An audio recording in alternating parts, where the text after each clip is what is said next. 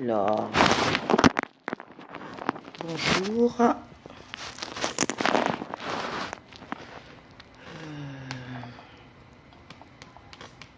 Je vais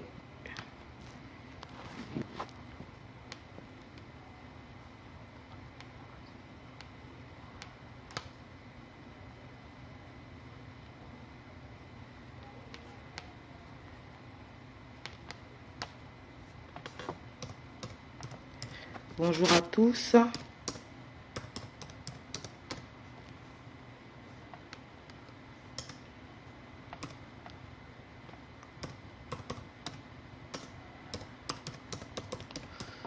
Alors, je vais également essayer de me connecter de ma page à moi. Et c'est un peu sombre, je ne sais pas pourquoi.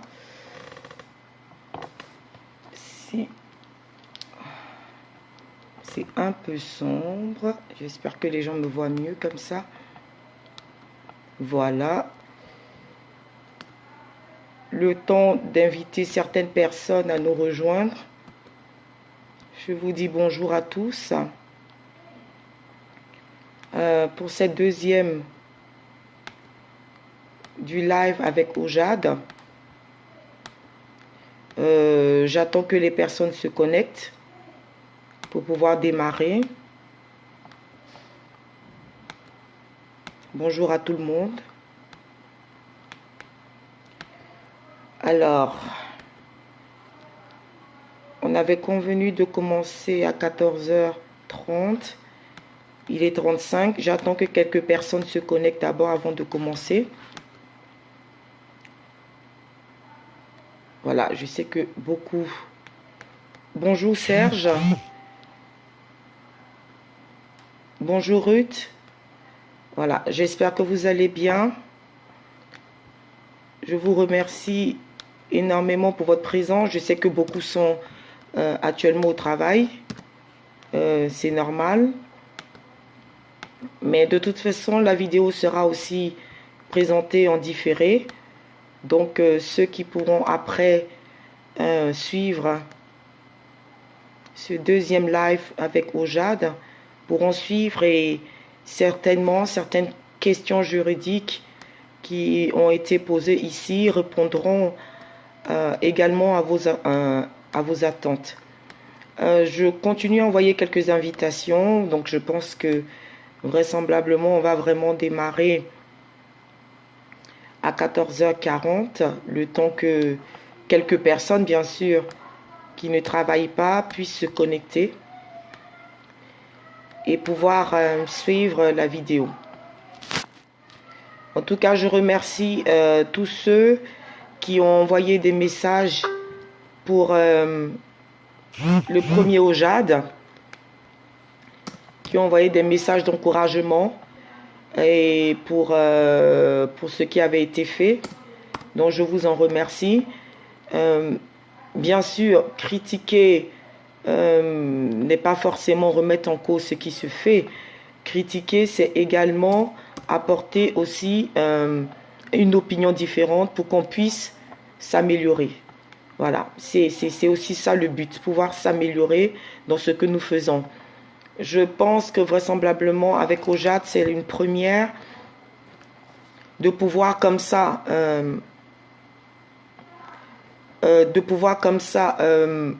répondre à des questions juridiques des Africains, des Afro-descendants, parce que nous savons très bien, même si beaucoup n'osent pas le dire, qu'il y a bien sûr pas mal de questions et certains n'osent pas aller vers des avocats ou vers des juristes, mais c'est aussi une forme d'entraide, c'est également une forme de soutien pour cette lutte et cette indépendance que nous revendiquons un peu tous. D'autres vont faire cette lutte de façon économique, d'autres vont le faire par des marches, d'autres vont le faire par divers moyens. Nous avons décidé de le faire également par le biais de réponses juridiques et de la mise en place effectivement d'experts dans différents domaines juridiques qui pourront travailler sur des dossiers et pour pouvoir apporter des solutions à des problématiques, qu'elles soient individuelles ou qu'elles soient collectives, et de tout ce que les personnes puissent affronter au quotidien. Je profite également de ce deuxième volet pour dire qu'il ne faut pas que les personnes soient gênées de poser des questions, d'envoyer des questions sur leur situation. Les noms ne seront nullement divulgués, nullement, hein, c'est très clair.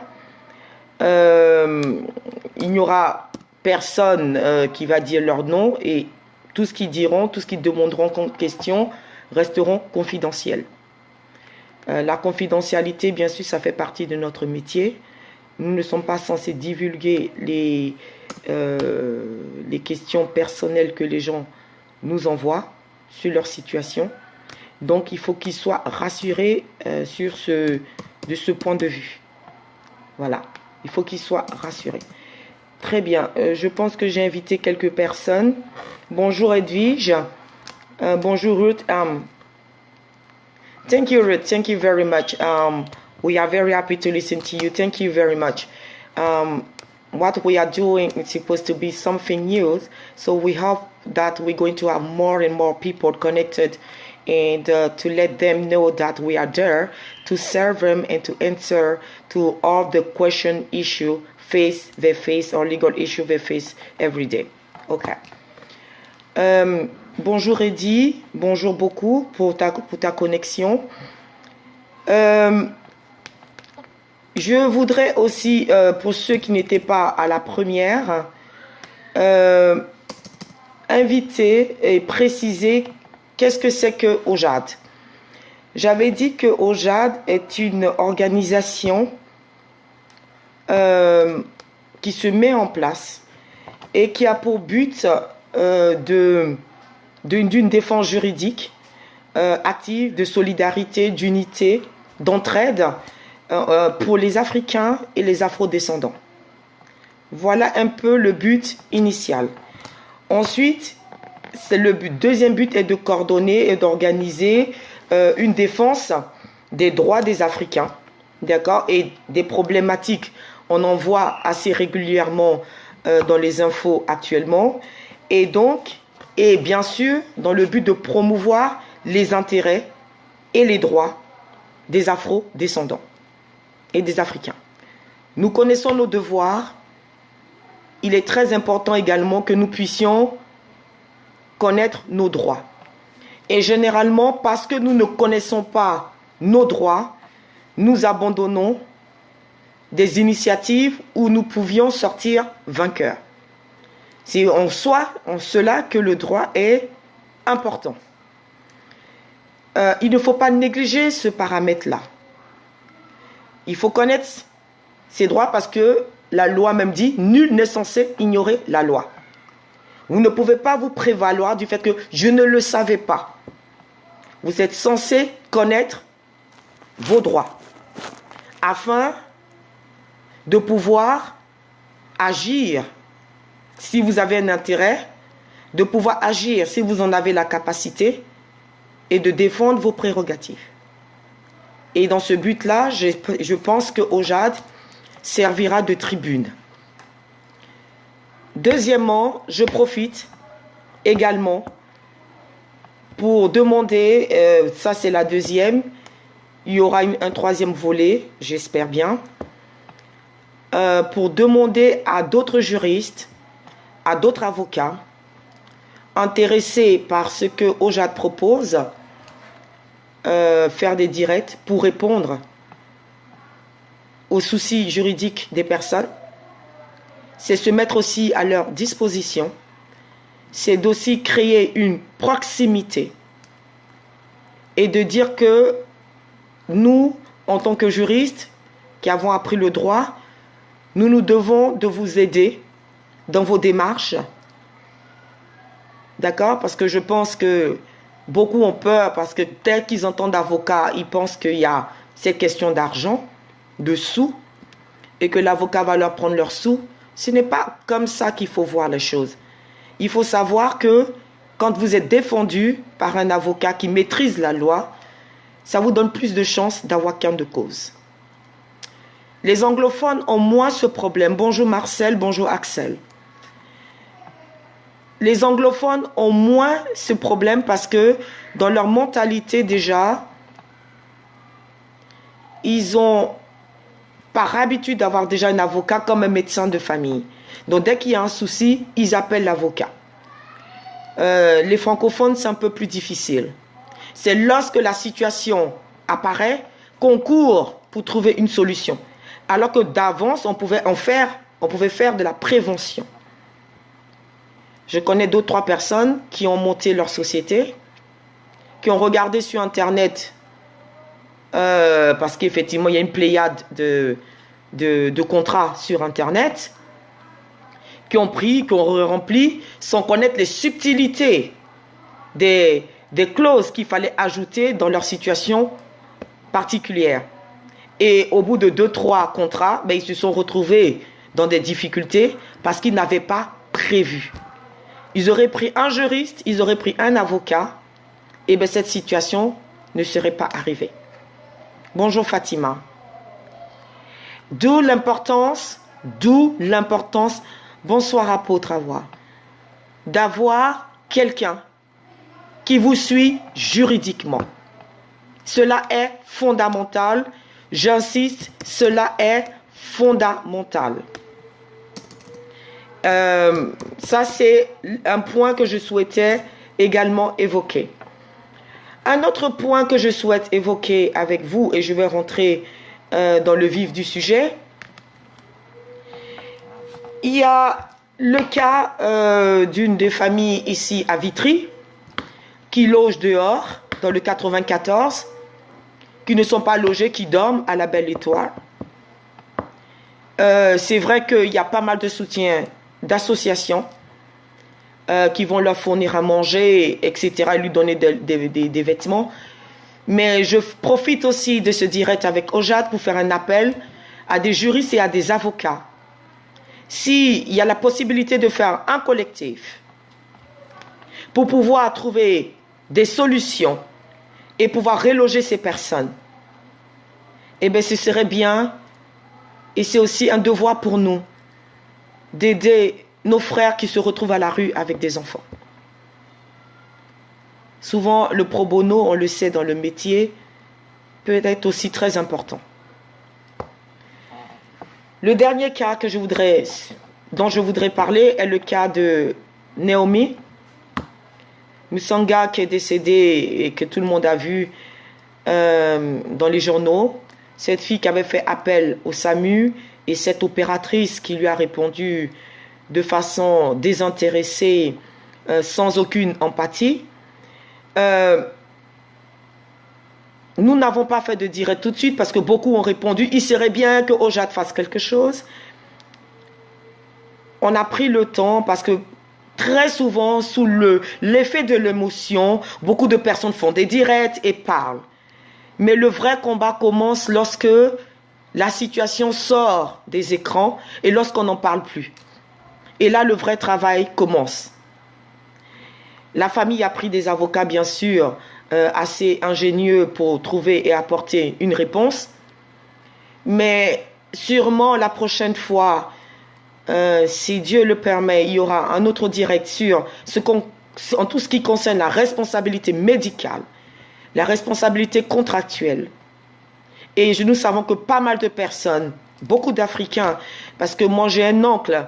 Hello Liliane, I hope you are doing great. Bonjour Arsène, bonjour Pasteur Raoul.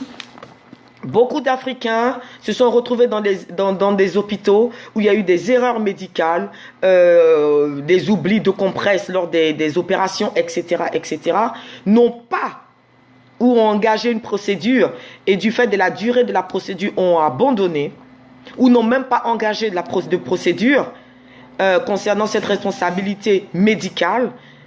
Et ceux qui sont connectés, si vous pouvez partager la vidéo, ce serait très sympa. N'ont pas pu engager de responsabilité médicale et en fait le dossier a été enfui.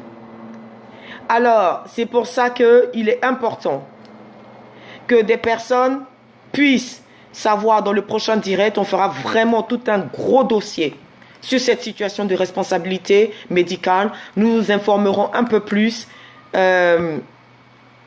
lorsque nous allons décider d'une date et convenir d'une date avec quelqu'un qui est spécialiste, un autre juriste qui est spécialiste dans ce domaine médical et qui va vraiment vous montrer les subtilités, les actions à mener pour pouvoir obtenir gain de cause. Le droit est fondamental. Le droit est fondamental.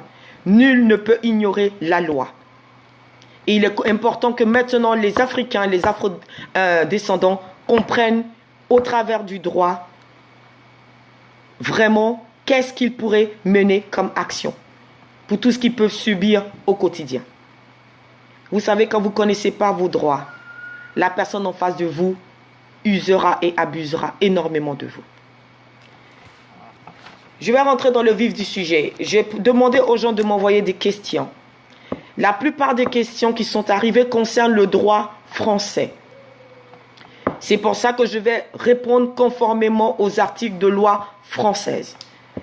Mais de formation, je suis international.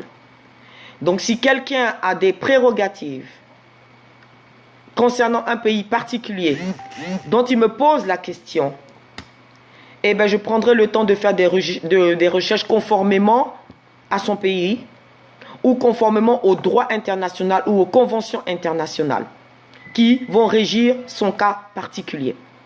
Donc, si je parle de droit aujourd'hui, merci Arsène, merci beaucoup. Si je parle de droit aujourd'hui, je vais beaucoup me baser sur les articles de droit français parce que la plupart des questions posées sont relatives au code français. Donc, il ne faut pas que plus tard, les gens viennent me dire « Oui, mais ça ne concerne que la France ». Je vais bien spécifier cela. S'il y a une possibilité de parler d'un autre droit dans tout ce que je suis en train d'énumérer, je le ferai savoir. Je vous remercie. OJAD se veut être une tribune qui va répondre à vos questions juridiques. Si certains ont le courage et voudraient passer en direct pour poser leurs questions, je les inviterai donc par vidéo et nous pourrons donc discuter.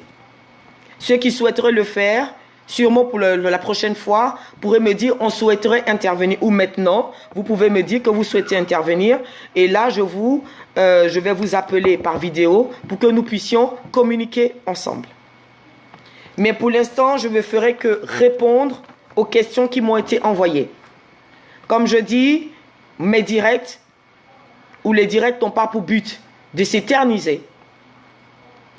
Je répondrai en 1 heure, maximum 1h30, parce que je pense que le cerveau humain est très captif jusqu'à 45 minutes, après se déconnecte. Pour ne pas, en langage français on dira, saouler les gens, je vais répondre de façon succincte, de façon claire, du mieux que je peux, à ce que vous m'avez envoyé comme souci juridique.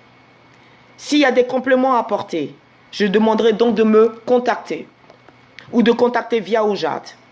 Les responsables répondront aux questions et aux sollicitations pour que nous puissions apporter un complément.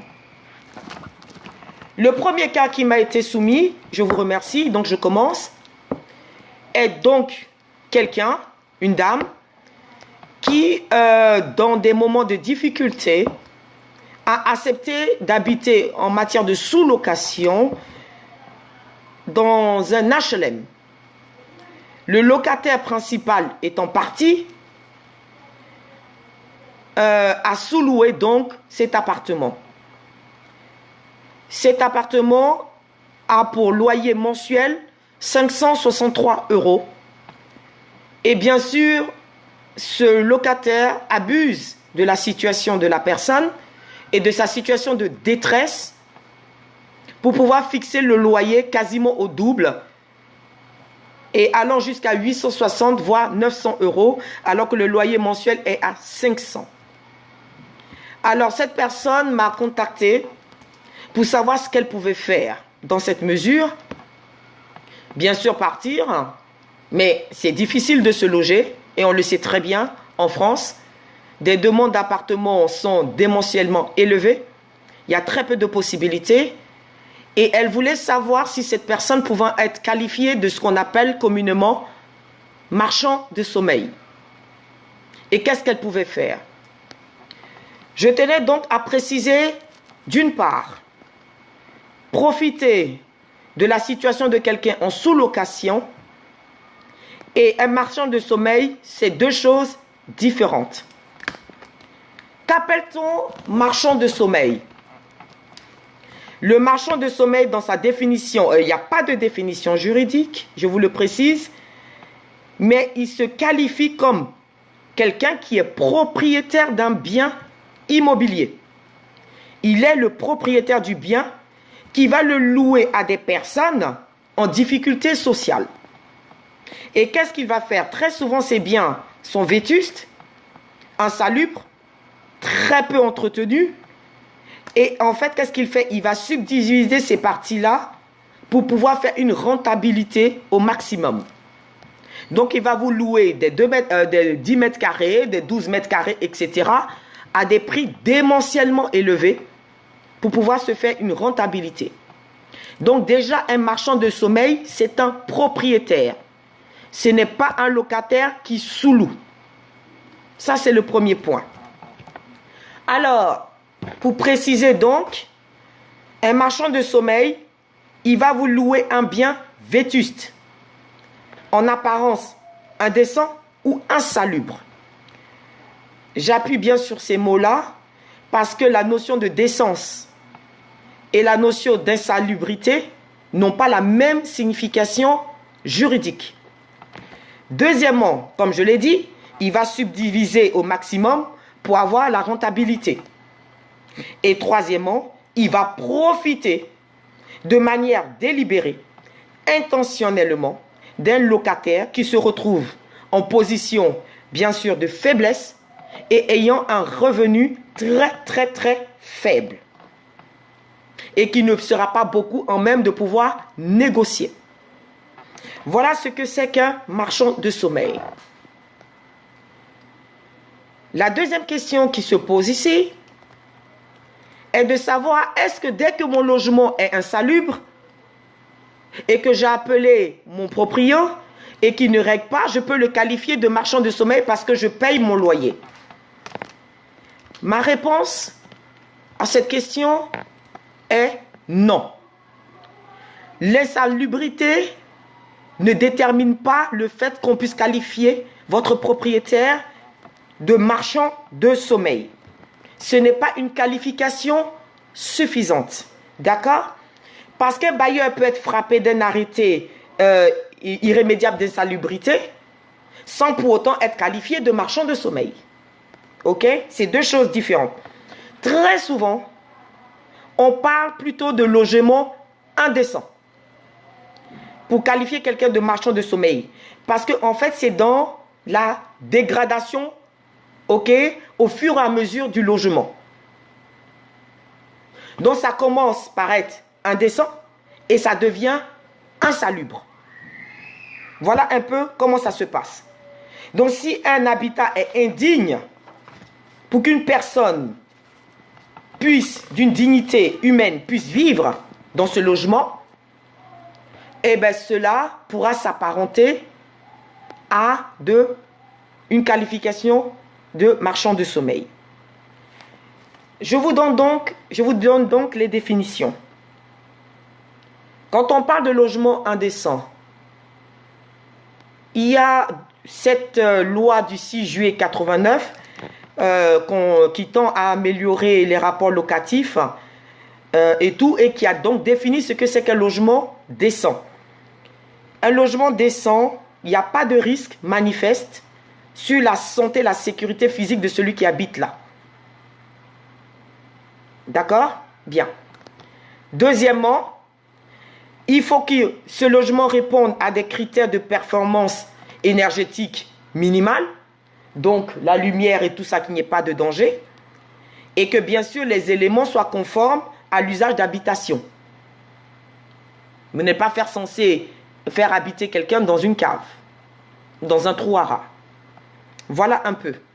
Et ensuite, il y a eu aussi un décret du 30 janvier 2002 qui va déterminer ces critères de décence de logement conformément au contrat de location. C'est pour ça que maintenant, quand vous faites un contrat de location, il y a un descriptif précis. Vous faites un état des lieux et il y a un descriptif précis des équipements. Est-ce que les normes, les normes sont respectées? Vous voyez, il y a eu un moment où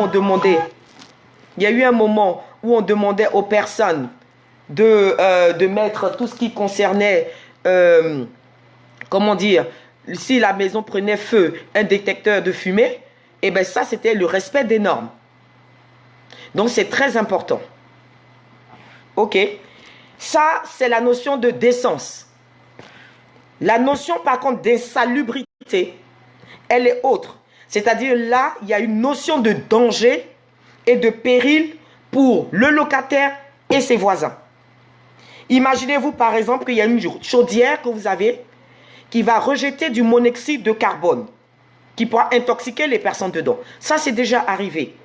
Ou bien une installation électrique qui peut provoquer des incendies. La loi détermine 29 critères pour l'insalubrité d'un logement. On ne va pas les citer. C'est trop long. Mais voilà un peu ce qu'on peut déterminer comme insalubre. Si vous êtes dans le cas d'insalubrité de votre logement, et que vous avez appelé plusieurs fois votre propriétaire pour vous aider, enfin pour réparer ce logement et qui n'a rien fait, vous pouvez donc signaler cela à la mairie, au service de la mairie, le département logement, d'accord? Toute personne qui a connaissance ou qui vit dans l'appartement déterminé comme insalubre. Ce qui fait que dès que vous avez fait cette déclaration, il y aura un service communal d'hygiène et de santé, SCHS, ou l'agence régionale de santé qui va intervenir et qui va faire un rapport. Et lors de ce rapport, c'est là qu'ils vont déterminer s'il y a insalubrité ou pas. OK?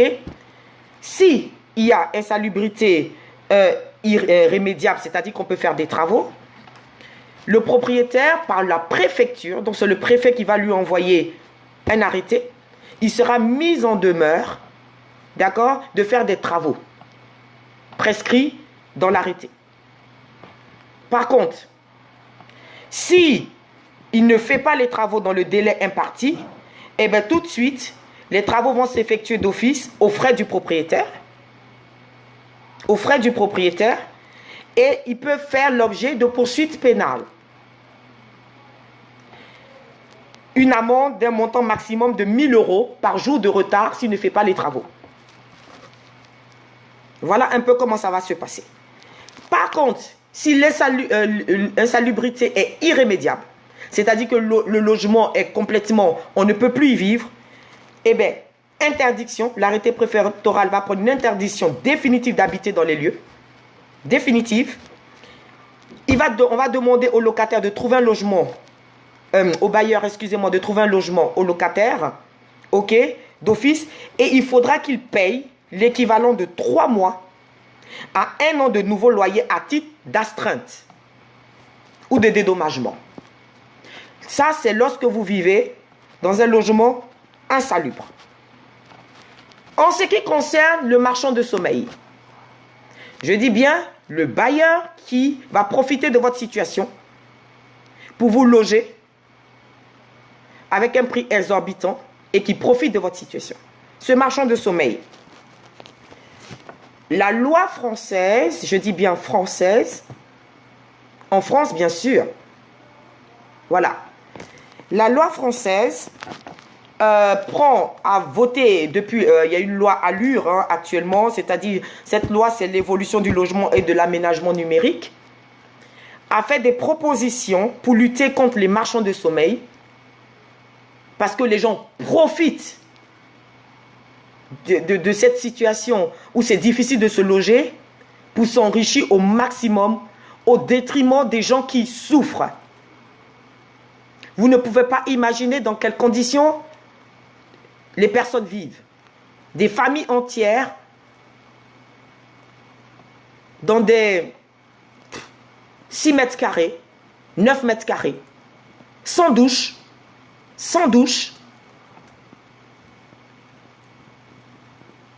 sans douche, juste un lavabo. Vous êtes obligé d'aller vous laver dans les WC. Je ne sais pas si vous vous souvenez des WC turcs là, à l'ancienne. C'est comme ça, vous chauffez de l'eau et vous partez. Et un petit truc comme ça, il vous fait payer ça 800 €. Voilà. Il vous fait payer ça 800 €. Alors, il y a deux propositions qui se sont faites. Au départ, c'est-à-dire qu'avant, quand la personne était sanctionnée en tant que marchand de sommeil, il recourait jusqu'à 5 ans. Je dis bien 5 ans de prison, 150 000 € d'amende selon l'article 225-14 du Code pénal, la confiscation de ses biens et une astreinte journalière de 500 € s'il refusait de faire des travaux de mise aux normes. Mais il faut reconnaître que dans les faits, très peu étaient condamnés. Maintenant, la loi veut voter une définition de ce que c'est qu'un marchand de sommeil et de ce que sera désormais le délit de marchand de sommeil. Vous savez, il y a différentes sortes de marchands de sommeil. Il y a le simple propriétaire qui ne peut pas faire face à ses charges de copropriété, qui va profiter. Il y a celui qui va faire du business dessus, c'est-à-dire le chef de filière de toute d'une immigration clandestine qui va profiter de ça pour loger, pour faire de la prostitution et tout ça. On voit énormément de cas qui se présentent. La dignité humaine est importante.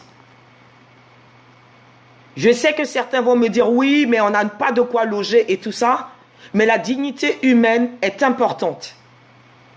Personne n'a le droit de profiter d'une situation de détresse de quelqu'un pour l'humilier et pour le garder dans des situations de désolation. Bonjour à Lonika. Alors, donc, il y a une lutte contre les marchands de sommeil où maintenant, ça sera érigé en délit pénal et ça sera plus désormais 5 ans, mais 7 ans d'emprisonnement, passible d'une amende de 200 000 €.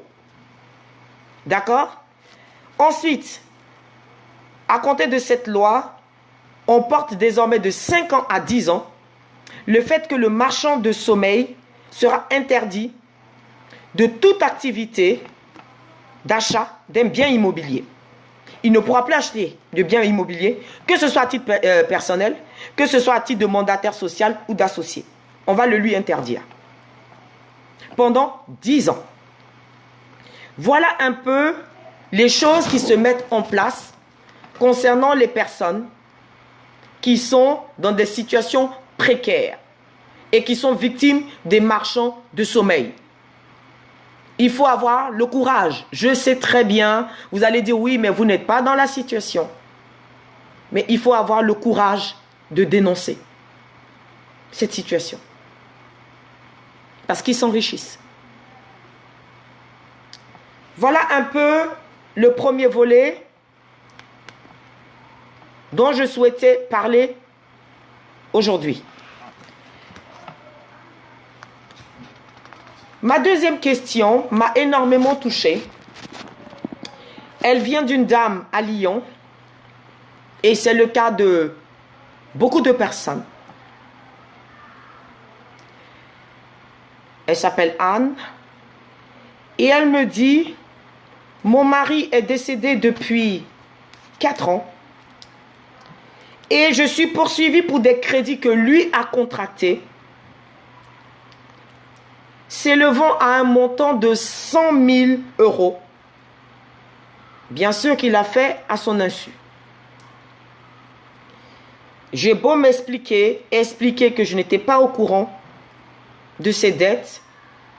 J'ai beau expliquer que mes moyens et ma situation actuelle ne me permettent pas de rembourser cette somme exorbitante, mais rien n'y fait. On a saisi mes comptes et les créanciers donc exigent le remboursement. Et elle voudrait savoir ce qu'elle peut faire. Je voudrais dire à beaucoup de personnes qu'il y a au sein de chaque ville dans les services de mairie ou dans des maisons juridiques, des avocats, des juristes à la disposition des personnes en souffrance. Il ne faut pas hésiter à aller voir ces personnes. Ils pourront vous orienter. Être surchargé quand on est déjà veuve, être poursuivi par des créanciers, ne pas pouvoir dormir, ça entraîne des conséquences désastreuses sur la santé des personnes qui pensent qu'elles sont seules. Alors qu'avec partager cela avec quelqu'un, avec une petite réponse juridique, vous êtes en même d'avoir une lumière qui va éclater dans tout cet océan de ténèbres dans lequel vous vous trouvez. Bonsoir, Elvis Oulay. Ezobiokata, bonsoir. Il faut aller voir des personnes qui peuvent vous aider. Je peux imaginer déjà la souffrance d'être veuve, mais si encore il faut attendre les lettres de menaces, les créanciers, les saisies de comptes, ce n'est pas évident. Et on se retrouve dans les dépresseurs, les antidépresseurs et tout ça. J'ai fait quelques recherches concernant ce point de vue. Doit-on rembourser les dettes de mon conjoint et de surcroît un conjoint décédé? Le principe sur cette question est simple. Nul n'est tenu de payer les dettes contractées par une autre personne.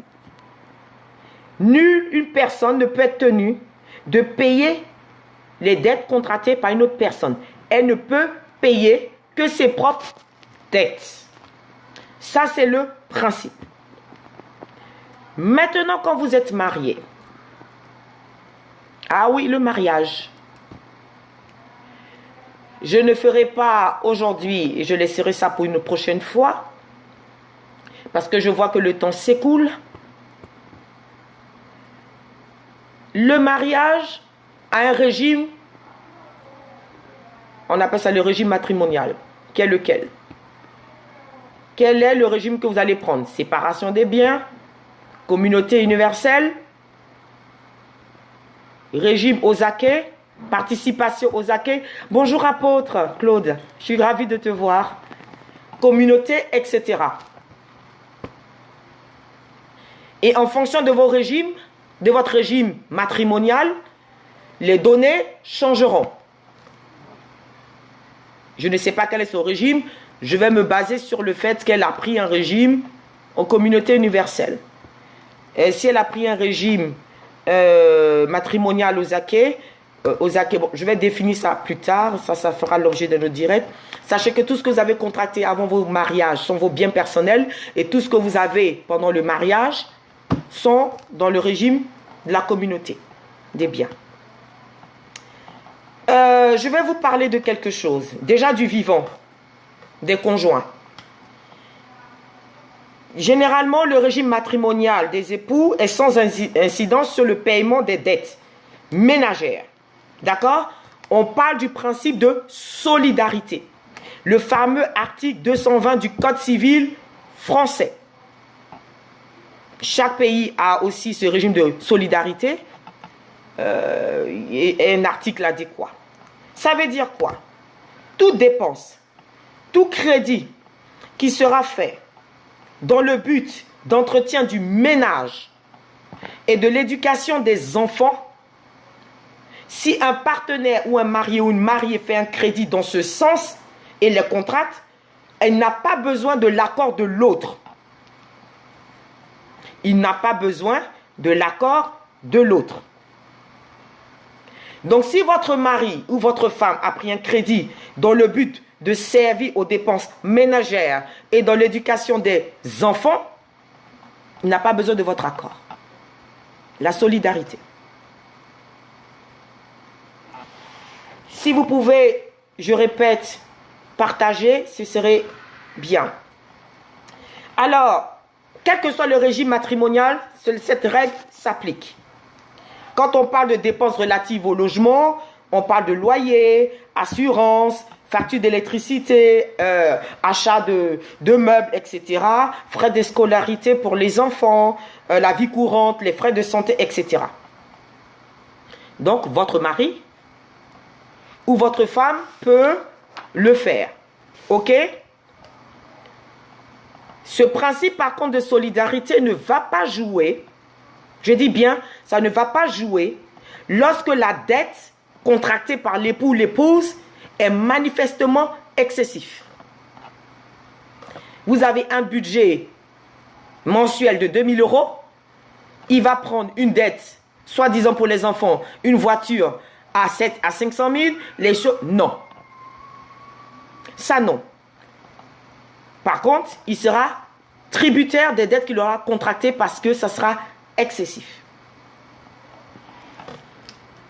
Pour le cas de Anne, ce n'était pas dans une situation de dépense.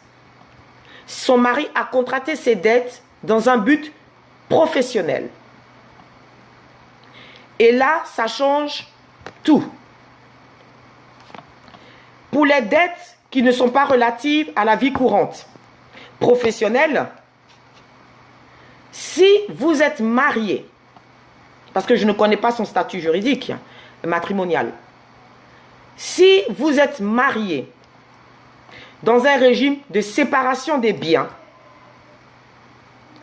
ou de participation aux acquis et que vous avez fait de telles dépenses, eh bien, ça sera que, d'accord, le patrimoine ou les biens appartenant au conjoint qui a contracté la dette qui pourra en saisir.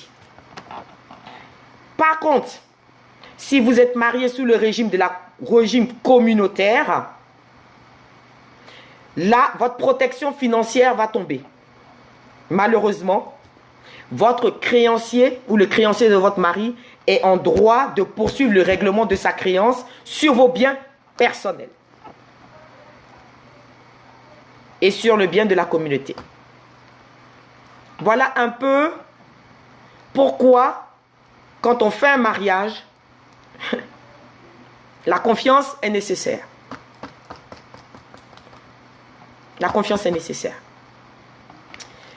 Alors, maintenant, en cas de décès, ok? En cas de décès, les imprévus de la vie, malheureusement, qui va payer la dette du défunt qui est endetté? Soit lors de la dette, il a pris une assurance vie, etc. Donc j'espère que c'est le cas de Anne, mais apparemment non. Et c'est l'assurance qui va se charger de cela.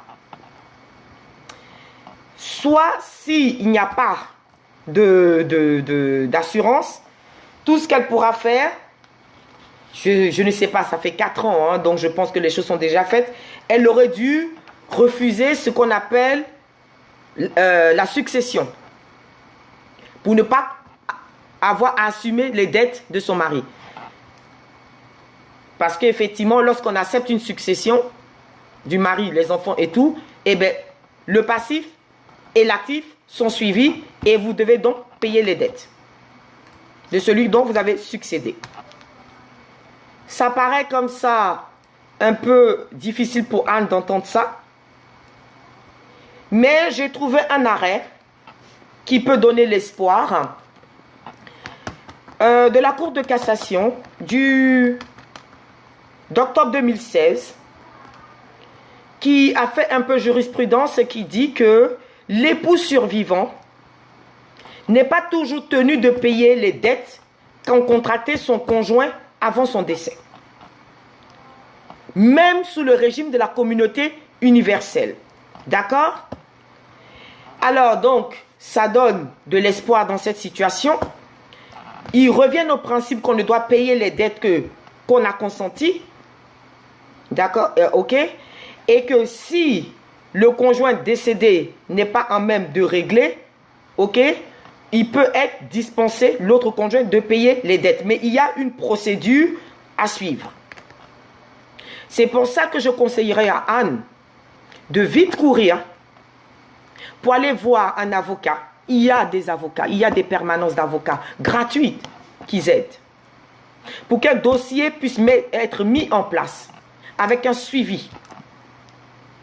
Lorsque souvent un écrit d'un avocat entre en jeu, les données changent. Il faut le faire. D'accord? Surtout quand on vit de sommes modestes. Il faut mettre en place ce processus de surendettement, etc., pour que vous puissiez être dispensé de cela.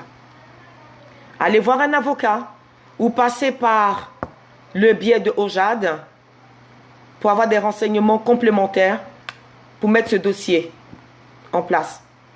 Espérons que vous puissiez avoir eu un aperçu ou un éclairage dans votre situation difficile. Et Anne, je vous dis beaucoup de courage. Ça, voici le deuxième point qui était relatif à la situation matrimoniale. Ça fait déjà 45 minutes. Je prends un peu mon temps par rapport à la première pour détailler un peu les faits. Ça veut dire que j'écoute un peu je lis vos commentaires et vos retours. Vous aviez dit dans la première que j'étais un peu rapide. C'est vrai qu'en tant que juriste, les choses coulent de source pour moi, mais c'est normal que ça n'en fasse pas de même pour vous. Et donc, j'essaie de prendre mon temps pour pouvoir, bien sûr, également répondre à vos questions. Bonjour Laurie. La question vient de 2 internautes, c'est à peu près pareil, donc je les ai regroupés sur des questions de séparation de couple, du droit de la famille. Mon couple bat de l'aile, réponse à Eric et à un autre internaute. Je souhaite mettre fin à ma situation. Bon, je ne sais pas s'il était marié ou s'il vivait en concubinage. Il n'a pas précisé. Est-ce que la femme aura automatiquement la garde de l'enfant? Et sur quoi se base le calcul de la pension alimentaire? En somme, est-ce que je peux demander la garde des enfants? Dans l'autre cas, il disait qu'il avait aussi également, voilà son revenu, comment est-ce que le calcul de la pension alimentaire s'opérait? Il y a très peu de séparation de couple qui se passe très bien. Très très peu. Malheureusement, lorsqu'on se sépare, les parents se déchirent et les enfants en pâtissent. Mais il faut raison garder pour les enfants pour trouver une solution. D'accord? Je ne rentrerai pas dans les différentes, parce que je ne sais pas s'il est divorcé ou pas, ou il veut divorcer. Il ne m'a pas posé la question sur les différentes sortes de divorce, donc ça fera l'objet de questions beaucoup plus tard. Si vous pouvez partager la vidéo, ce serait sympa. Alors, je répondrai ainsi. En cas de séparation des parents, il y aura un parent qui aura la garde et un autre qui aura ce qu'on appelle le droit de visite. Ça, c'est le schéma classique. Soit les parents s'accordent, c'est plus facile, ou on passe devant un juge qu'on appelle le JAF, juge aux affaires familiales. Et c'est celui-là qui va déterminer, en fonction de la situation, quelle est la meilleure solution pour l'enfant, dans le but de protéger l'enfant. Ok? La plupart du temps, ça va se séparer d'une semaine. Une semaine ici, ça c'est la garde alternée, ou bien les vacances scolaires, ou un week-end sur 2, etc., etc. Il y a même ce système-là où les parents, habitent vraiment pas loin l'un de l'autre, et l'enfant fait une semaine ici ou une semaine de l'autre côté. Voilà un peu comment ça se passe. Bien. s'il y a une procédure de divorce, le divorce par consentement mutuel qui est le plus facile, les parents peuvent se mettre d'accord pour fixer les conditions de droit de visite de l'autre parent, d'accord, où l'enfant ne réside pas. Ils vont aller voir le juge aux affaires familiales qui va homologuer l'accord des parents et va voir l'intérêt de l'enfant. Ok? Ça, c'est le premier volet. Si les parents ne sont pas mariés, d'accord, ceux-ci aussi peuvent organiser les conditions, s'ils s'entendent très bien, et aller aussi voir un juge pour homologuer cela. L'homologation va permettre d'avoir force, autorité de la chose jugée. Très bien. Et après, on s'entend et l'enfant n'en pâtit pas beaucoup. Déjà qu'une séparation est difficile pour l'enfant, au moins l'enfant est un peu plus équilibré quand il voit que ses parents ne se disputent pas. Les problèmes vont se poser lorsque les parents, bon, je prends le cas de ceux qui ne sont pas mariés ou même mariés, lorsque les parents se séparent dans des grandes difficultés. Ils ne peuvent pas s'entendre. Alors là, automatiquement, il faudra aller voir le juge. Et c'est lui qui va déterminer la fixation de l'autorité parentale, la résidence de l'enfant, chez qui l'enfant va rester. Il ne faut pas toujours croire que c'est chez la mère. Hein. Je dis bien aux hommes, il ne faut pas toujours croire que c'est chez la mère. On a aussi vu des situations où la garde a été confiée au père. Et des femmes ont perdu des droits. Donc ça dépend de la situation. Et ça dépend du dossier. Ok? Quelles sont les modalités du droit de visite et d'hébergement? Et bien sûr, le juge va déterminer ce qu'on appelle la contribution à l'entretien et à l'éducation de l'enfant, c'est-à-dire la fameuse pension alimentaire. Il y a tout ça qui est mis en place en fonction de l'intérêt de l'enfant, de l'enjeu, voir s'il y a violence, voir pourquoi un parent décide que l'autre n'a pas le droit de toucher son enfant, enfin l'autre parent, et le juge va, en fonction des témoignages et tout ça, estimer ce qui est mieux pour l'enfant. Il y a eu des erreurs, vous allez me dire qu'effectivement, certaines personnes ont dénoncé des faits et le juge n'a pas tenu compte et qu'il y a eu des conséquences désastreuses, mais au maximum, le juge essaie de faire au mieux pour l'équilibre de l'enfant.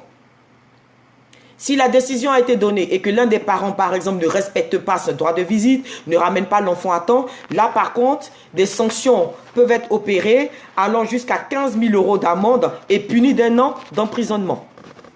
Donc, ce n'est pas un jeu. Que ce soit du côté du père ou de la mère. Il y a des femmes, parce que l'homme s'est terminé, commence à faire du chantage à l'enfant. Ne donne pas l'enfant. Non. Si la situation s'opère, comme on a vu des cas, et on en a vu énormément de cas dans ces situations, si c'est justifié, ok. Mais l'homme ne m'aime plus, alors il n'a plus le droit de voir son enfant, ça c'est autre chose. C'est autre chose. Très bien.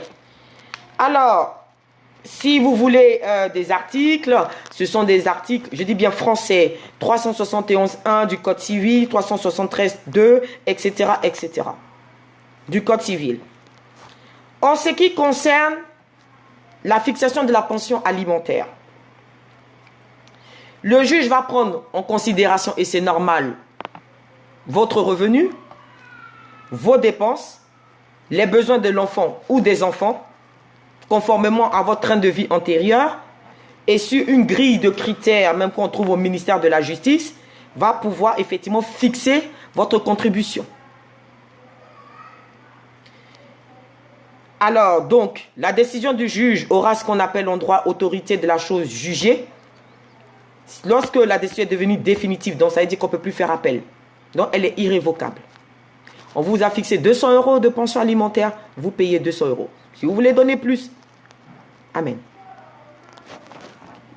Pour terminer sur ce sujet, je tenais également à dire, homme ou femme, que payer la pension alimentaire, c'est pour l'enfant. Ce n'est pas pour la mère qui va s'acheter des sacs avec, mais c'est pour l'enfant et l'entretien de l'enfant. J'ai vu des personnes demander à ce que leurs biens soient protégés ou cachés pour ne rien donner et dire qu'ils se déclarent en insolvabilité pour ne pas payer de pension alimentaire. Aujourd'hui, il y a même des possibilités de saisie de compte. Et on en veut à la femme, très souvent c'est le cas avec les femmes, parce qu'on estime qu'elle prend cet argent pour s'entretenir. Je dénonce, je profite un peu pour dénoncer ce fait. L'argent de la pension alimentaire est donné pour l'entretien et l'occupation de l'enfant. Je remercie ces hommes qui ont demandé combien ils paieront en cas de séparation. C'est-à-dire qu'ils sont conscients qu'il faut de l'argent pour s'occuper des enfants, même si on n'est plus ensemble. J'espère sur ce volet également avoir répondu à vos questions.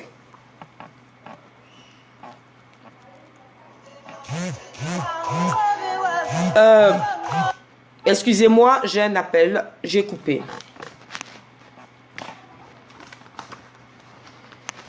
La question 4, et nous arriverons, il en reste encore 2 pour ce direct d'aujourd'hui. La question 4 est relative à Marie, qui est sur Paris et qui travaille dans l'immobilier et dont le patron n'a pas versé des commissions depuis 6 mois. 6 mois. Et il lui doit la maudite somme de 40 000 €. Il prétexte qu'il a des difficultés pour ne pas payer, alors que, comme elle le dit, monsieur prend des vacances, etc., etc. Elle a essayé de faire des relances et elle voudrait savoir s'il y a une possibilité de faire un recours avant d'aller, bien sûr, à la phase judiciaire et contentieuse, c'est-à-dire passer devant le conseil de prud'homme. Ici, ma réponse sera très simple. Ce cas n'a pas présenté de normes recherche. Lorsque vous êtes dans des emplois avec salaire fixe et commission, c'est-à-dire à revenu variable, ok, par rapport aux ventes que vous avez réalisées, etc., etc., comme les commerciaux et tout ça, apparemment c'est ce qu'elle est un peu dans l'immobilier.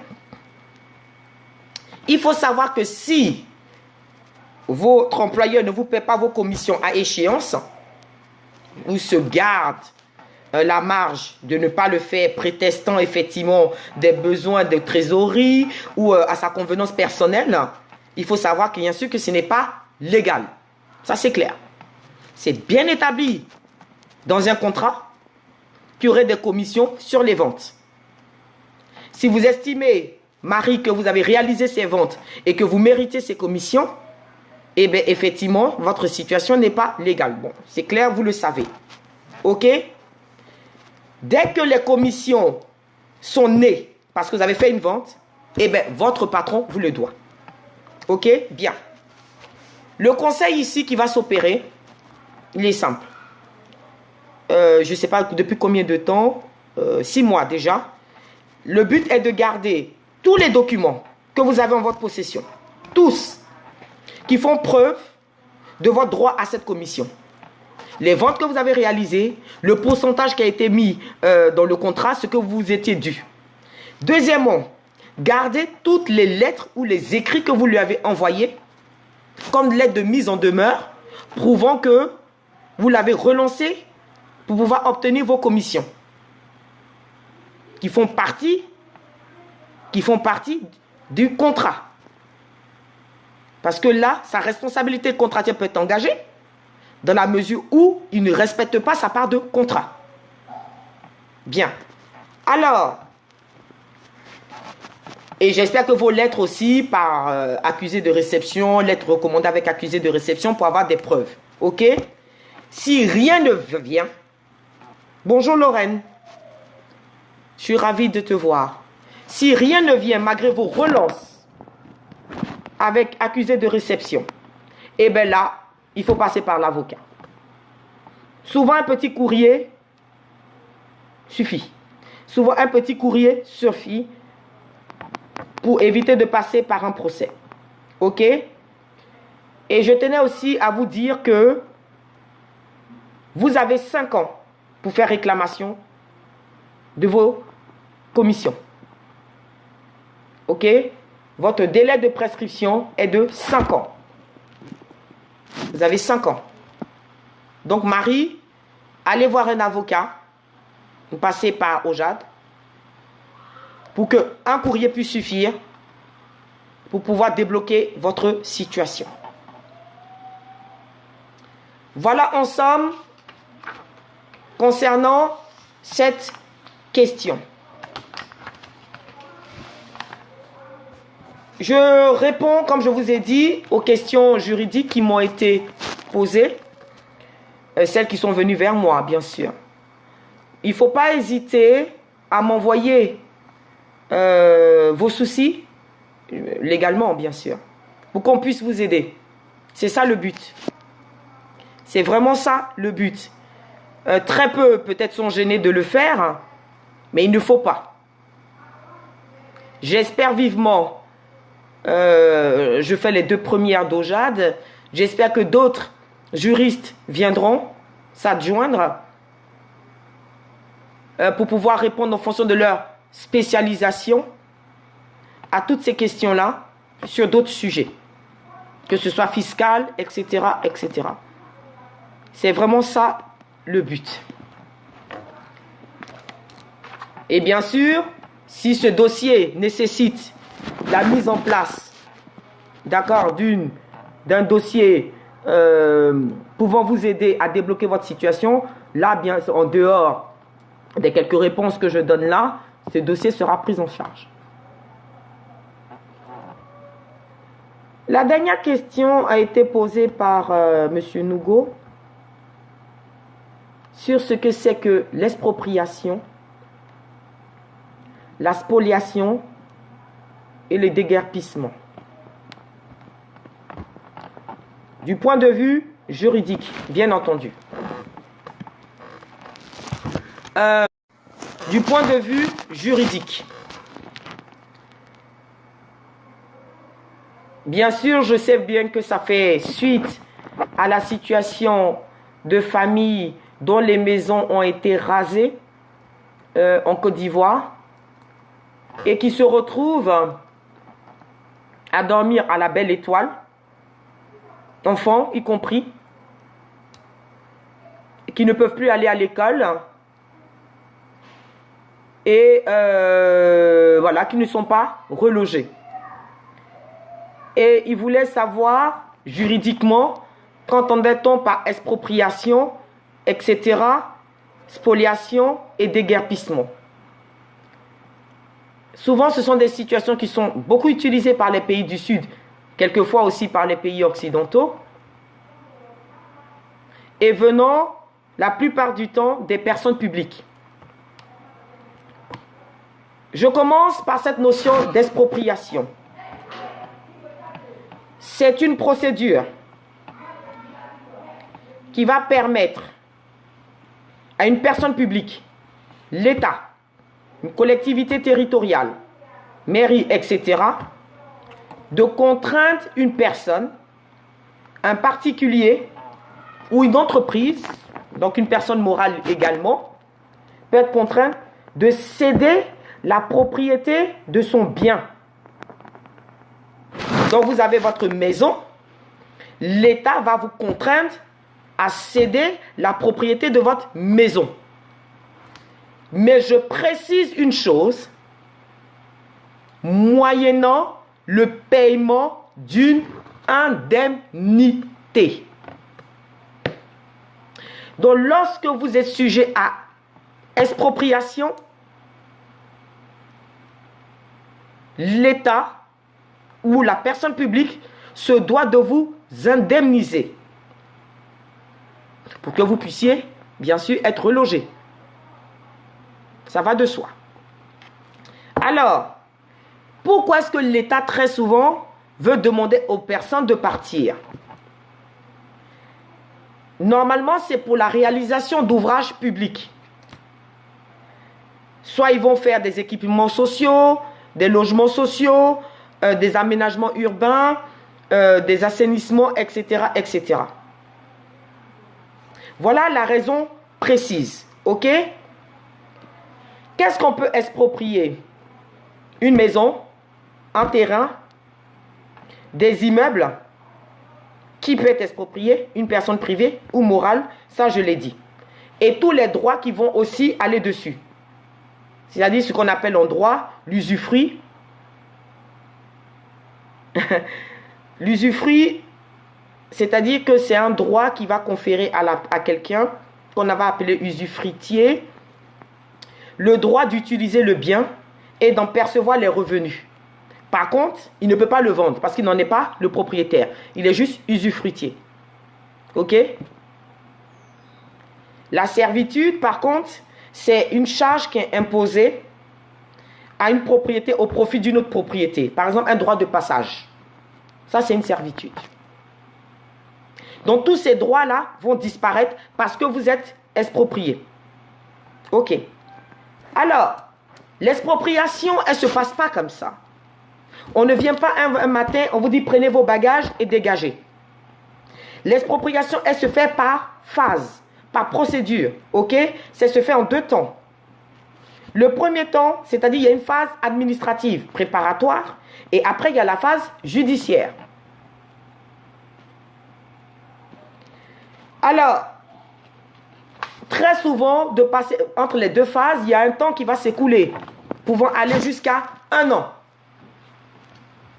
Le temps de laisser aux personnes le soin de pouvoir trouver une solution. OK?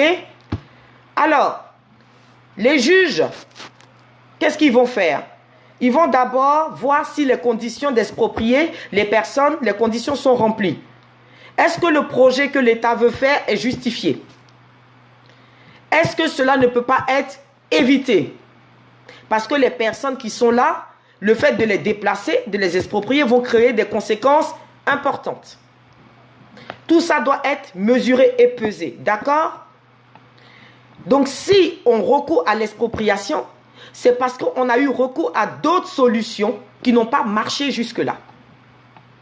OK? Par exemple, l'acquisition amiable, etc. ou le droit de préemption. Je ne rentrerai pas dans les détails pour ne pas trop vous fatiguer. OK? Il faut que l'expropriation soit, je répète le thème, d'utilité publique. Donc, bien dans l'intérêt général de la population du pays. Elle va créer des espaces verts, ça va améliorer l'enseignement et l'hospitalier, améliorer la voirie, etc., les lotissements communaux. Voilà le principe. C'est pour ça qu'il y a des phases. Il y aura une phase administrative, une phase d'enquête, d'accord, pour informer le public de ce qui va se faire, et ensuite une phase parcellaire, d'enquête parcellaire, où on va informer le propriétaire de la maison concernée de savoir avec exactitude quelle est sa situation. Donc, une expropriation ne se passe pas du jour au lendemain. Il y a des experts qui viennent dedans. Il y a des arrêtés qui sont pris par le tribunal administratif, etc. C'est toute une procédure. Il y a des enquêtes qui sont faites, OK, par des personnes qu'on appelle par exemple des commissaires, enquêteurs, etc.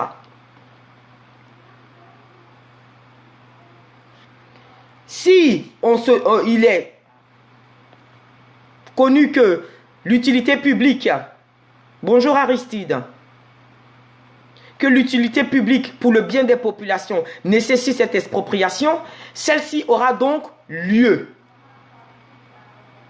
Et là, on passera donc à la phase judiciaire pour un transfert de propriété, pour une cause de déclaration d'utilité publique. Et il y aura un arrêté de cessibilité qui viendra de la préfecture. Voilà un peu. Alors, et bien sûr, la décision est notifiée par lettre recommandée. J'insiste énormément sur le fait que tant que le propriétaire qui doit partir n'a pas été indemnisé, normalement, on ne sort pas de sa maison. Voilà ce que c'est que l'expropriation. Et la phase d'indemnisation est négociée. Il faut que le propriétaire l'accepte et le montant détaillé de sa demande est accepté. Ok? On ne peut pas chasser des familles entières comme ça. Même si c'est un projet d'utilité publique. Lorsqu'on vous indemnise, ça correspond à la valeur du bien qui sera exproprié et aussi ça compense effectivement le préjudice que vous avez subi du fait de vous déplacer. Vous habitez quelque part depuis 20 ans, on vous dit de partir parce qu'on va construire un centre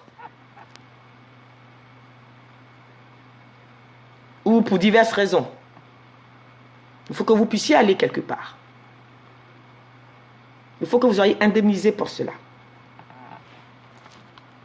Donc, au bout d'un mois, une fois que la personne publique a payé les indemnités, celui-là, maintenant, la personne publique peut prendre possession des biens. Voilà un peu l'expropriation. Ok? Généralement, dans nos cas, on parle d'expropriation, mais ce n'est pas vraiment de l'expropriation. Ce qui se passe, c'est que les règles publiques ne sont pas respectées et on parlera plutôt de ce qu'on appelle spoliation ou déguerpissement. Quand on parle de spolier quelqu'un, là on n'a pas besoin de termes juridiques, c'est l'action de dépouiller autrui de sa propriété par la violence ou par la ruse. Par la violence ou par la ruse, d'accord? C'est-à-dire, c'est le fait de l'État, que ce soit en temps de guerre ou de paix, qui va, par l'expropriation, la nationalisation, etc., prendre la propriété de quelqu'un et se l'approprier. L'économiste Frédéric Bastiat pouvait conclure que l'État est une force, c'est une machine puissante.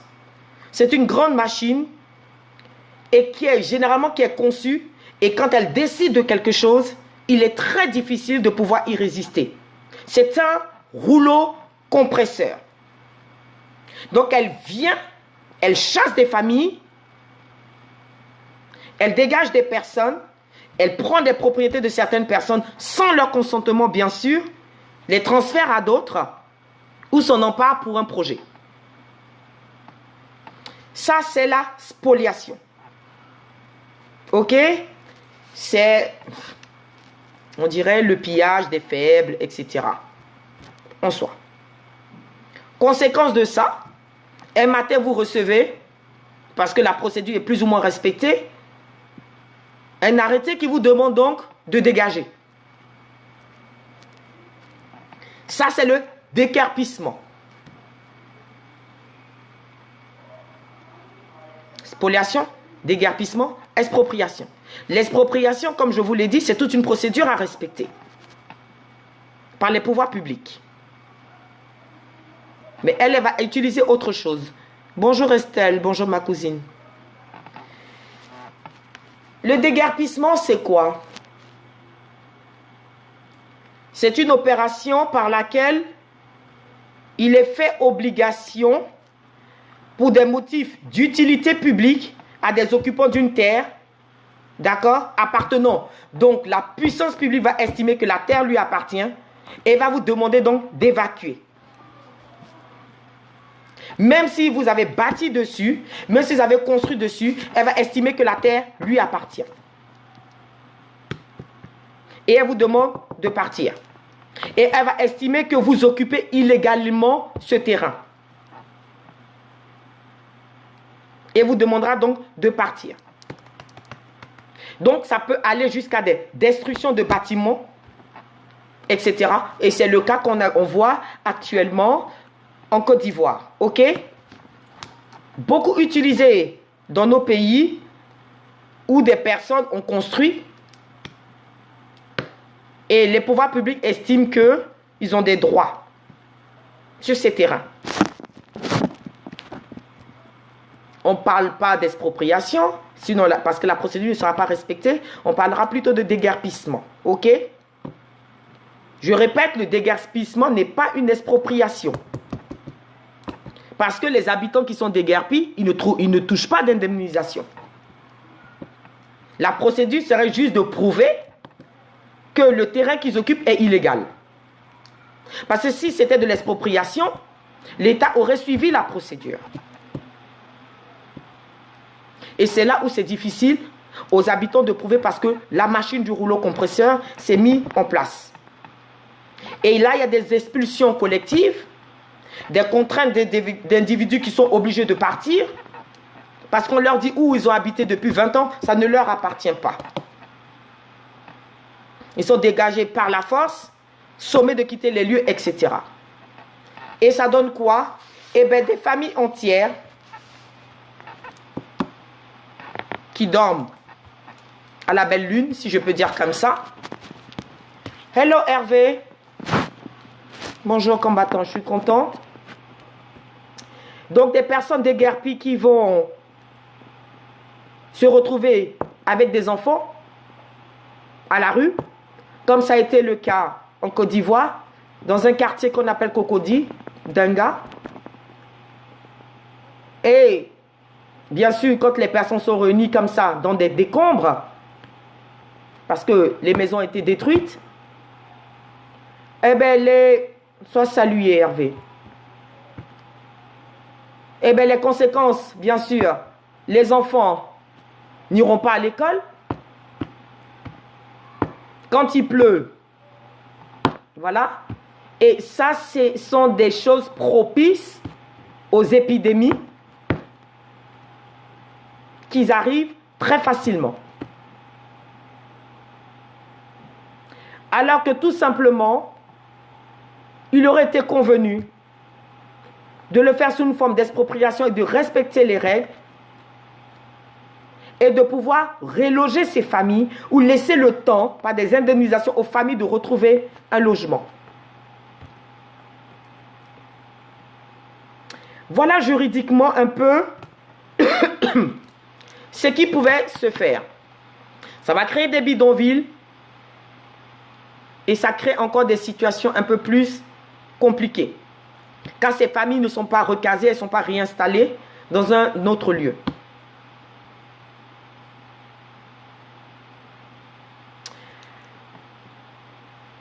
Mon principe ici n'est pas de faire un essai politique. Mon esprit ici est de dire que quand des situations et des familles se retrouvent dans des situations pareilles, comme c'est le cas, pas seulement en Côte d'Ivoire, parce que ça se passe dans pas mal de pays également, il est un devoir des juristes, il est également un devoir des avocats de prendre ce genre de situation à bras le corps et de voir comment est-ce qu'on peut travailler ensemble pour pouvoir trouver des situations, des solutions du moins à ces familles. À ces familles. C'est le cas également ici en France, à Vitry. Alors, en soi, c'est vrai que quand vous vous retrouvez là et que vous vous dites, mon Dieu, c'est l'État qui est en face et tout ça, qu'est-ce qu'on peut faire, qu'est-ce qu'on ne peut pas faire? Et très peu prennent le risque, effectivement, de secourir ce genre de situation. Mais je rappelle que le droit des situations juridiques doivent être apportés Oui, Ojad, je le dis. Ta question est, l'État est dans l'illégalité, donc oui. Conformément aux définitions que j'ai données. Il y a un code de l'utilité publique dans tous les pays et il y a des règles à respecter.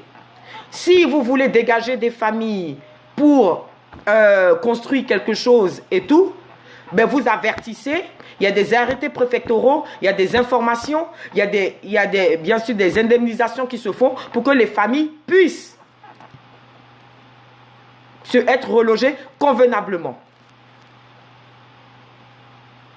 On ne chasse pas des gens comme ça. Vous savez, même ici en France, ils ont voulu faire un aéroport et dégager des familles. Mais les gens ont manifesté, se sont battus, et bien ce projet est reporté, parce qu'il est de devoir de savoir si l'intérêt de l'utilité publique va primer sur la situation des citoyens qui vivent là. Si ça n'a pas été respecté, et que des personnes sont obligées de dormir à la belle étoile, sans indemnité, c'est que la procédure n'a pas été respectée. Tout simplement.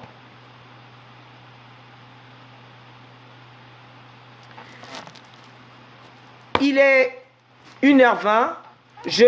Conformément aux questions qui m'ont été posées ici, j'ai répondu, j'espère du mieux que j'ai pu. Et bien sûr, si vous avez envie de creuser cela, vous attendez d'autres questions. Bon, je pensais que des personnes me poseraient des questions au fur et à mesure, ou peut-être c'est moi qui ne vois pas les questions qui apparaissent.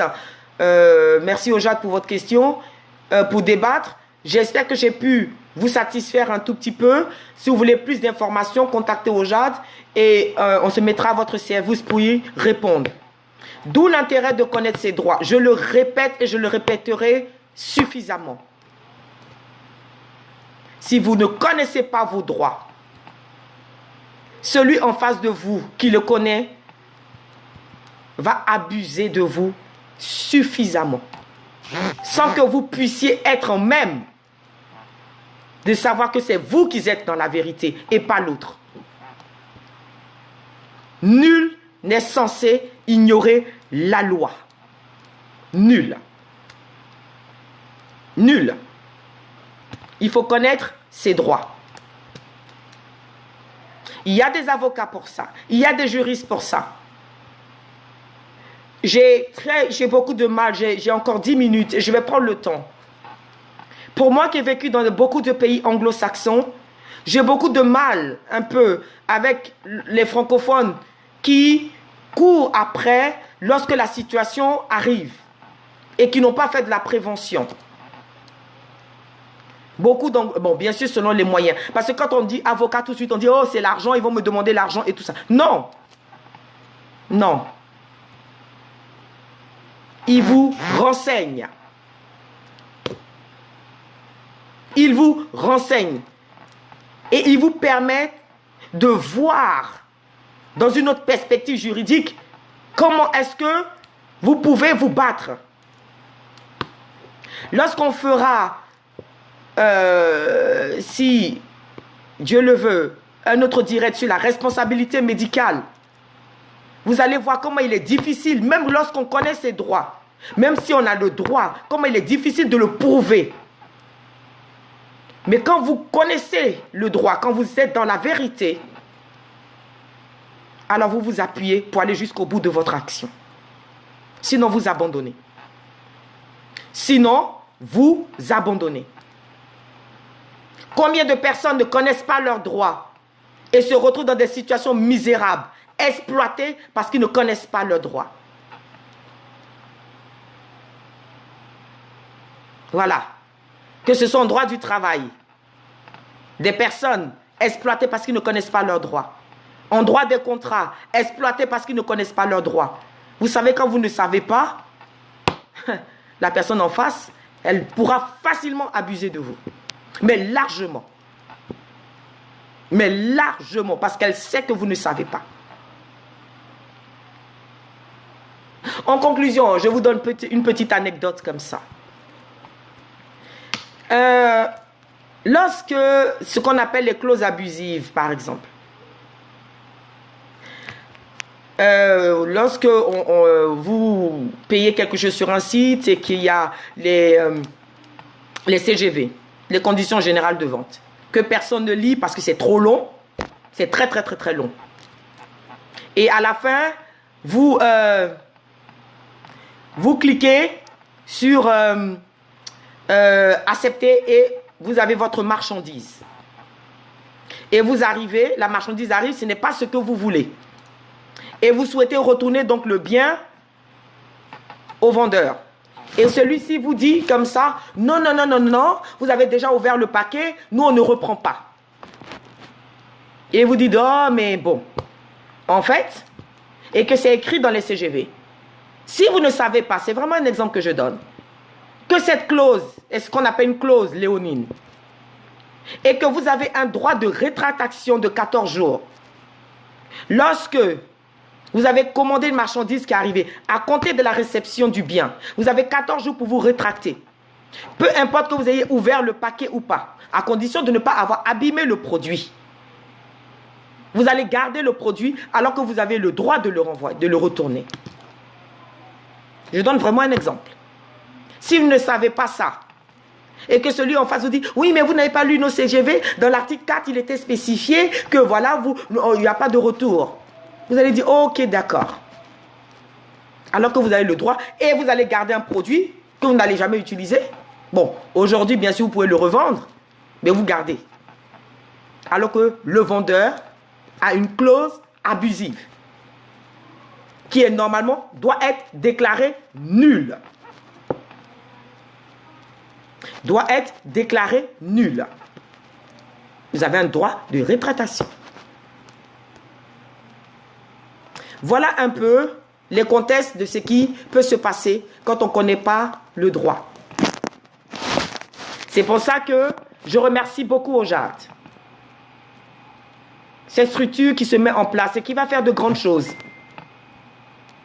Parce qu'il y aura, je l'espère, des séminaires, des formations, entre autres.